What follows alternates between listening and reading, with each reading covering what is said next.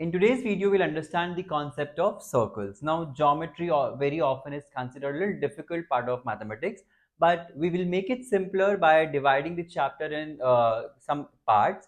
The first part being understanding the basic definitions and understanding the basic path of a circle. So let's say this is a circle and with the center O, then OC is the radius. And AB, which is connecting two parts of the circle, is the chord. So these are my basic things. Chord, center, circle are the basic parts of a circle. This point, if I put here, this is inside the circle, this is on the circle, and this is the exterior point outside the circle. Now this entire thing is called the circumference of a circle. Now let's understand a few more terms for circles. The first being concentric circles. Now, concentric circles are those circles which have the same center but different radii. So, for example, if I take this circle, let's say small r, this can be 3 centimeter. With the same center, I can draw this circle with, let's say, 5 as the radius. So, these are two circles with the same center but different radii. Here if we see, there is a quadrilateral inside a circle. So this circle is called a circumcircle because it encloses inside it a quadrilateral triangle. It can be any polygon as well. This is an incircle. So when the circle is touching all the edges of the triangle, quadrilateral, any hexagon, so it is called incircle. Let's understand a few more terms. Now, when you see here AB as the chord, this is called the minor arc. This is called the arc.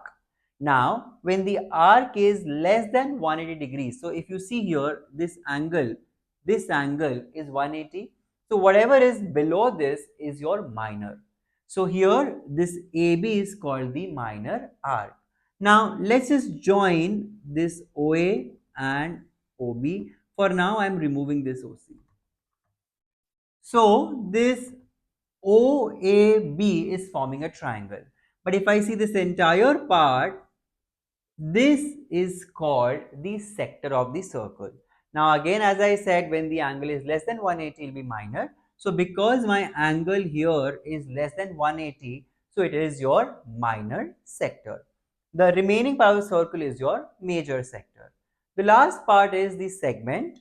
So, this part of the circle, like triangle and sector. So, it is basically sector minus the area of triangle. So, this part is called the segment. So, this part is the minor segment and anything above AB is your major segment.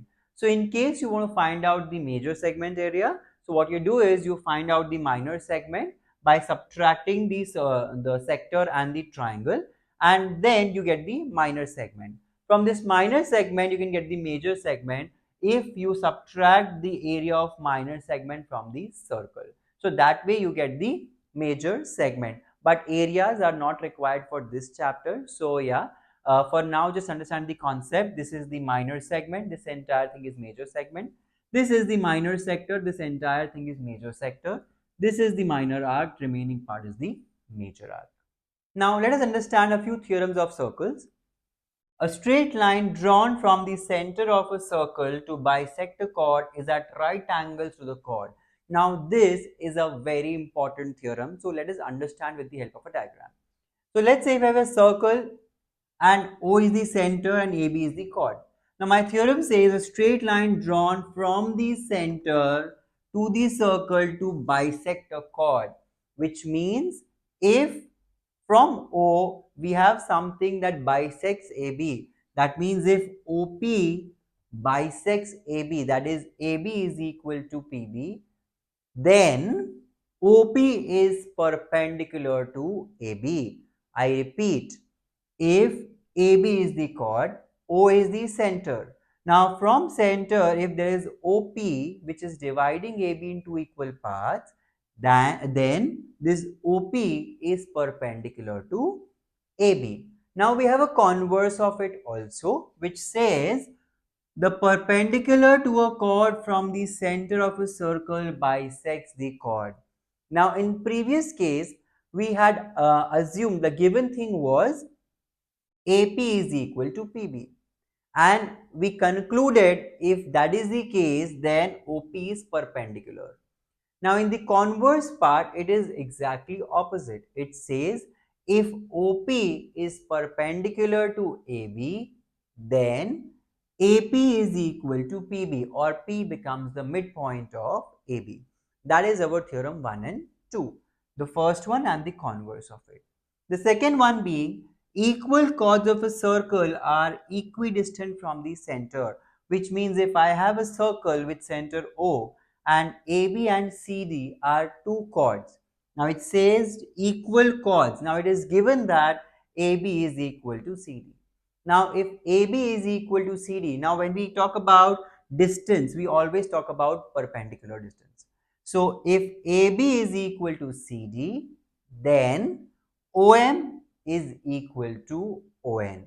Again, we have a converse of it, that is chords of a circle equidistant from the center of a circle are equal, which means if OM is equal to ON, then the chords AB and CD are also equal.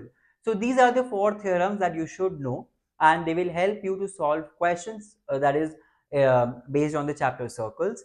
Now we take the questions based on now let us take a question to understand these concepts better. So the question is, now this is a very important type of question from the circles chapter. The question is, in a circle of radius 17 centimeter, two parallel chords of length 30 centimeter and 16 centimeter are drawn. Find the distance between the chords if the chords are case 1 are on the opposite side of the circle and case 2 on the same side of the circle. So we have taken both the cases separately. The first case where both the chords are on the opposite to the center, and in the second case where they both are on the same side of the center. Now we'll solve them separately one by one. Let's take first case. Now what are we supposed to find? First of all, we are supposed to find distance between the chords. So if I talk about the names, so I'm supposed to find PQ. So for PQ, I have got two triangles first, so I have to find OP first, then OQ first, and then add them up, because that will be the distance between PQ. Now if I take triangle OPA, now this triangle, from this triangle, 17 is my radius, I know that. So what we have done here is we have drawn perpendicular from the center to the chords. Now as per theorem, if we draw perpendicular from the center to the chord, it will divide the chord in two equal parts. So the entire chord has the length 30 centimeter. So we break that up in 15 and 15. So we did take this triangle, and then we are supposed to find OP here. So we apply Pythagoras theorem. So OA square is equal to OP square plus AP square. We apply the theorem and we get the value of OP as 8 centimeters. Similarly, we take the other triangle, that is triangle OCQ. Again, by the same theorem, perpendicular from the center to the chord will divide the chord into equal parts. So we have done that, and the 16 becomes 8 and 8. So we take the triangle OCQ and we find the value of OQ here. Now OQ comes as 15 centimeter when we apply via Pythagoras theorem. So we are supposed to find PQ. So what we do is we have calculated OP, we have calculated OQ, we add both of them and we get the answer as 23 centimeters. So the distance between the two chords, that is PQ, is equal to OP, that is 8, plus OQ, that is 15. So it becomes 23 centimeters. In the same way, when we want to calculate the distance between the chords when they're on the same side of the center, we go by this figure. Here, the longer chord is of course 30, the shorter one is 16. So we have dropped perpendiculars, and perpendiculars will divide the chords in equal parts. That is, will become 15, 15, and this becomes 8 and 8. So again, we take triangle OPA. OPA we take again, and we find the value of OP as 8 centimeters using Pythagoras theorem. Same way, we go for the triangle OQC or OCQ, whatever you call it, and we calculate the value of OQ, that is this entire perpendicular distance, and we find that to be 15 centimeter. Now in this case, when both the chords are on the same side of the center, the distance is of course lesser. So what we do is we subtract OQ and OP. We have the value of OQ, and we have the value of OP. We subtract them, and that's how we find distance between the two chords. So when you subtract 15 and 8, you get 7 centimeters. So 7 centimeters is the distance between the chords when the chords are on the same side of the center. Now it is a very easy concept and it is a very probable concept that comes in the exam. So do practice the concept, the questions based on this concept. Now let us understand a few more concepts for circles. So first is, if two arcs of the same circle subtend equal angles at the center, then they are equal. What it means is, for example, if this is my circle with center O and there are two arcs AB and CD. So if the angle subtended by the arcs, so angle subtended by AB is AOB and angle subtended by arc CD is COD. So the theorem says if x is equal to y, if the angles subtended are equal, then the corresponding arcs are also equal. So if x is equal to y, then arc AB is equal to arc CD. Similarly, we have a converse of it. If two arcs of the circle are equal, then the angles subtend equal angles at the center. So if AB is equal to CD, that is my arcs are equal, then the angles subtended by these arcs, that is x and y, are also equal. That is the converse of it. Now we have a very important result here. Now let's say if we have two circles and if there are two arcs AB and YZ. Now, if the arcs AB and YZ are in the ratio 5:7, then angle subtended by these arcs. So, for example, AB subtends the angle AOB and YZ subtends the angle YXZ. So, the angles subtended at the center are also in the same ratio. So, if AB is to YZ is 5:7, then this angle AOB is to angle YXZ is also in the ratio 5:7. Now we will take a question to understand this concept better. Let's take a question to understand this concept better.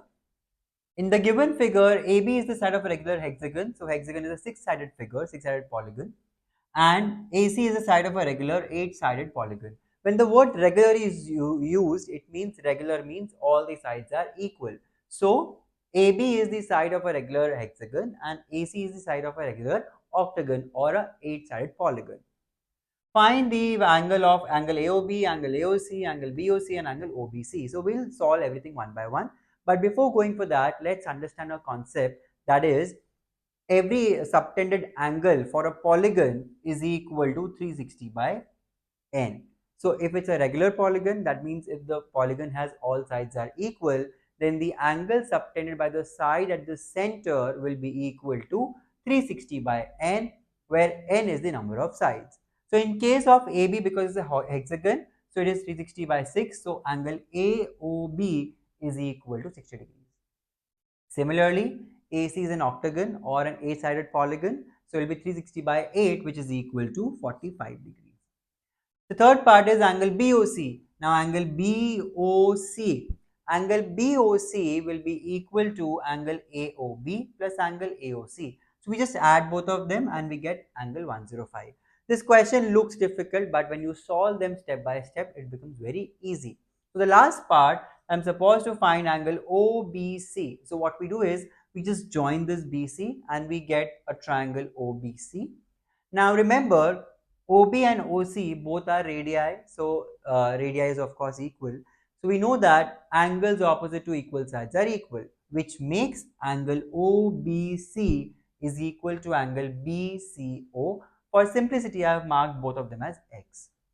Now we take triangle OBC and we use angle sum property. So X plus angle BOC is equal to 180 degrees by angle sum property. So when we solve it, because we know this angle as 105, we get 2x is equal to 75. So x is equal to 37.5 degrees. So that way you can solve very easily this four subpart question. This question, if comes in the exam, will come for 4 marks. So again, a very simple question, very simple theorems to be applied, but don't get scared seeing such questions. Now let us understand one more concept based on theorems of circles. So the angle which an arc subtends at the center. So as we learned already, this is the arc and this is the angle subtended at the center. is double that which it subtends at any part of the remaining part of the circumference. So what it means is this angle and this angle we are talking about.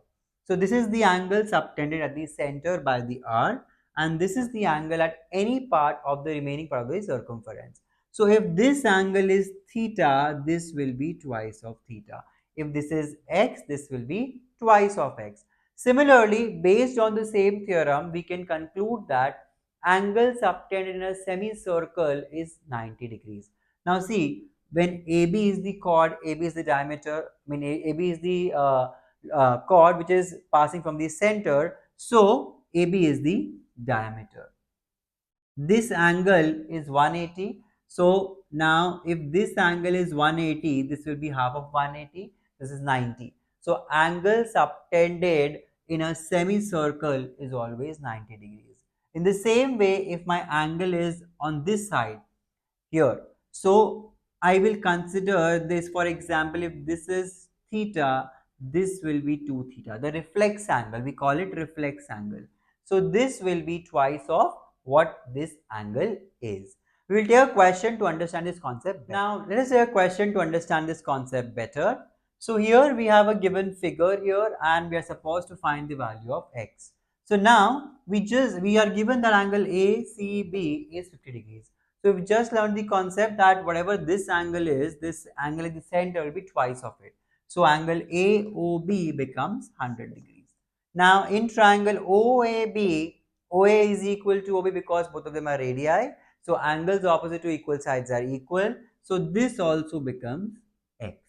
So x plus AOB is equal to 180 degrees by the angle sum property. So angle OAB plus angle OBA plus angle AOB is equal to 180 degrees. So when we solve it, we get the value of x as 40 degrees. Now in the same way, you can solve more questions from the exercise, from your textbooks and the reference books and practice more.